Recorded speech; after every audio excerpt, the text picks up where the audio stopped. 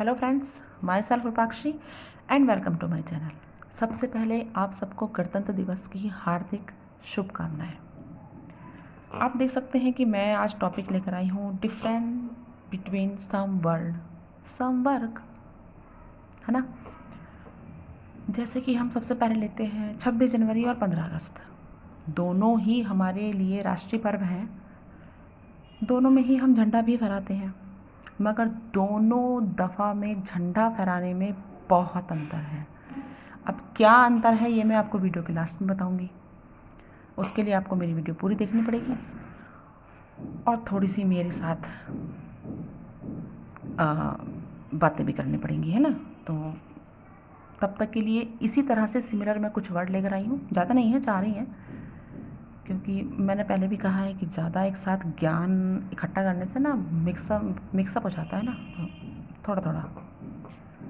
तो मैं पहले ही 4 वर्ड बताती हूँ, इनमें क्या डिफरेंट है फिर मैं आपको बताती हूँ, ठीक है। तो पहला है कस्टम एंड कॉस्ट्यूम। दोनों देखने में सेम ही लगते हैं, सिमिलर प्रोनाउंसिएशन भी होता है। Custom, second costume. कस्टम का मतलब होता है रीति रिवाज, और कॉस्ट्यूम का मतलब होता है पोशाक, लिबास, है ना। ये फ़र्क है इन दोनों में। नेक्स्ट है बाय एंड परचेज। दोनों का ही मीनिंग होता है खरीदना। बाय माने भी खरीदना होता है और परचेज माने भी खरीदना होता है, मगर दोनों में डिफरेंस क्या है। बाय खरीदने में आता है सस्ती चीज़ों को खरीदना, जैसे हम मार्केट से जाते हैं और कुछ भी सामान ले आते हैं, शॉपिंग करते हैं, तो वो होता है बाय। परचेज खरीदना मीन्स महंगी चीज़ें खरीदना, महंगी चीज़ें परचेज करना। ये फ़र्क होता है बाय और परचेज में।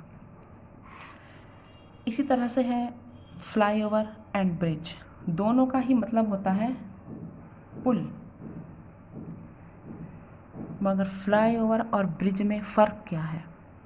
फ्लाईओवर जो सड़क के ऊपर से फ्लाईओवर बनाया गया हो उसको फ्लाईओवर बोलते हैं, वो पुल फ्लाईओवर कहलाता है। और ब्रिज, नदी के ऊपर से जो पुल बनाया जाता है उसको ब्रिज कहते हैं। ये फ़र्क होता है फ्लाईओवर और ब्रिज में। नेक्स्ट है सी। इन दोनों का मीनिंग भी होता है देखना। सी माने भी देखना, वॉच माने भी देखना, मगर सी का मतलब होता है स्थिर चीज़ों को देखना, रुकी हुई चीज़ों को देखना, और वॉच का मतलब होता है गतिशील चीज़ों को देखना। हम कभी भी ये नहीं बोलते कि सी द क्लॉक, हमेशा बोला जाता है watch the clock, watch the time. ये फ़र्क होता है सी और वॉच में, मगर मीनिंग दोनों का सेम है ना। तो अब आते हैं 26 जनवरी और 15 अगस्त में। 15 अगस्त के दिन जो हम झंडा फहराते हैं उसको बोला जाता है ध्वजारोहण। उस दिन झंडा नीचे से ऊपर की तरफ खींचते हैं और तब उसको फहराते हैं, उसे ध्वजारोहण फ्लैग होस्टिंग कहा जाता है, जो कि माननीय श्री प्रधानमंत्री जी के हाथों लाल किले पर फहराया जाता है। और 26 जनवरी को जब हम ध्वजा फहराते हैं वो ऊपर ही रहता है, वहीं से उसकी नोट खोलकर उसको फहराया जाता है, उसको बोलते हैं झंडा फहराना, फ्लैग अनफर्लिंग, जो कि राष्ट्रपति जी के द्वारा राजपथ पर फैलाया जाता है ना। सेम है मगर कुछ डिफरेंट है। तो ये थे मेरा आज का टॉपिक। आई होप आपके लिए यूज़फुल रहा हो, नॉलेजेबल रहा हो। ऐसी ही